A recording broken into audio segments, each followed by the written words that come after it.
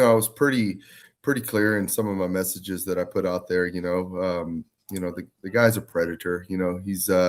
He's continuing to lie to the American people, his constituents of Texas, or 23, Texas 23, the district. And I'm at this point. I'm quite frankly, I was exhausted and tired of all of the running around lying that he continued to do. Oh, absolutely, and that's why we went the direction that we went. We had a Cellubrite dump on the phone, so it's forensically proven that it is him. We did all forensics analysis on everything, so there's no way that he can say that it's AI, that we're lying, that we're making anything up. We're essentially saying that, this is real. This is the person that he is. He lied to everybody about it, and you know, the I put it out there for everybody to see. Against my want to actually do it, I have an 8-year-old son that I have a duty to protect, and by me coming out and exploiting this, I put him at risk as well. In the future, being able to see all this and putting it out there on Front Street. My son has an image of his mother, and I don't want that to be tarnished, and I don't want to be the fault of it either. I found out about it. I guess I couldn't actually. I could probably tell you the date. It was June 31st. Excuse me, May 31st. It was the night that I found out about it. It was a Friday night. Yeah, we've been on and off for 21 years. When you know somebody for that long, you get to know their tendencies, and she had been acting a little off for the past couple of days, and I don't know. So I've never been a person to look through her phone.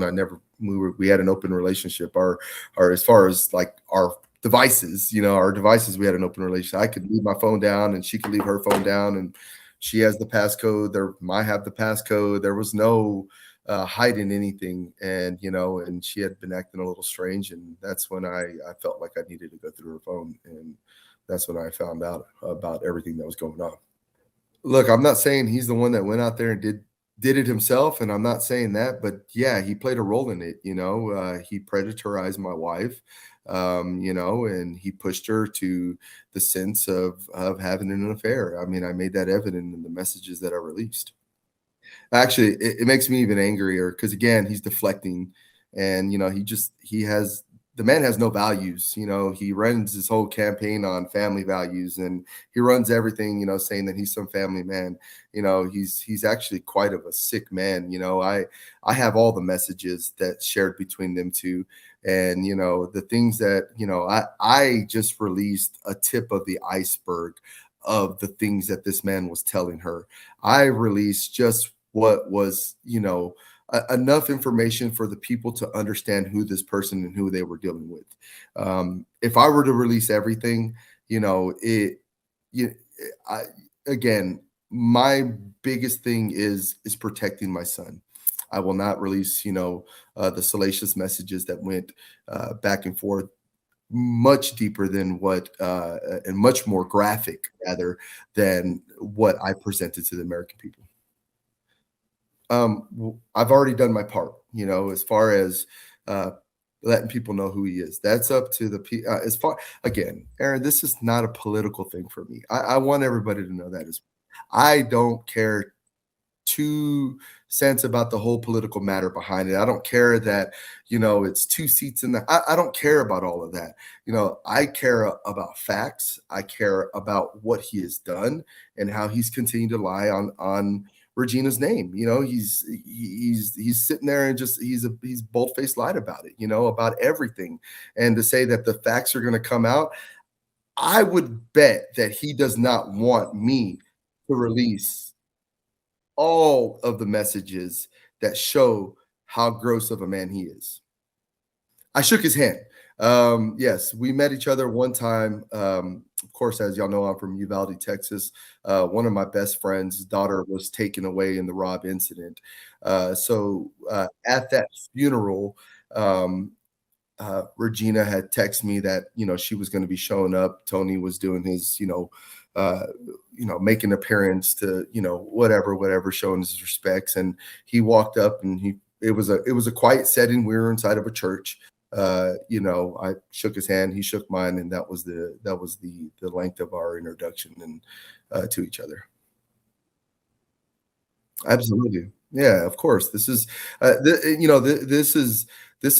not only about her, but this is also about my son and showing my son that, we stand up to cowards. This guy is a coward, and we're going to stand up to him, and we're not going to allow him to bully us like he's bullied everybody else and continue to lie about it. I'm not going to allow that. I'm not going to sit aside anymore and allow that to happen anymore. I think in his heart he didn't believe that I would have come out because, of course, I was trying uh, to protect the name of Regina, and of course, as well as protect my son, that he doesn't have to further see this in the future and go on YouTube and Google her name, or my son, he truly dearly misses his mother every day, and he looks her up every day. My son is just nonstop talks about his mother, and I felt like that was my duty to him and her, as as the situation said. Oh, they had an inseparable bond. They had an inseparable bond, yes. Yeah, yeah. Regina loved them very much. Well, there was one thing, I shared with, one of your producers earlier, Aaron. My son, he no longer has a mother, and, the other morning we were having breakfast, and, just day before yesterday, and, he grabs a particular Gatorade out of the refrigerator, and it's a pink one, and he's like, we had just gotten them, and he was like, "Oh, you got pink ones?" And I was like, "Hey, don't worry about it. Dad'll drink the pink ones." And he's like, "No, I'm gonna drink these. These were mom's favorite color Gatorades." And, it tore me to pieces. I had to go to the restroom and shed a tear because, most kids get to wake up in the morning and kiss their mothers good morning and get to say goodbye before they go to school. My son now has to remember his mother through a color of a Gatorade. And his memory of her, is through objects, smells, and things now. And it's not being able to actually have her in his life anymore. So it's heartbreaking to me. It's heartbreaking.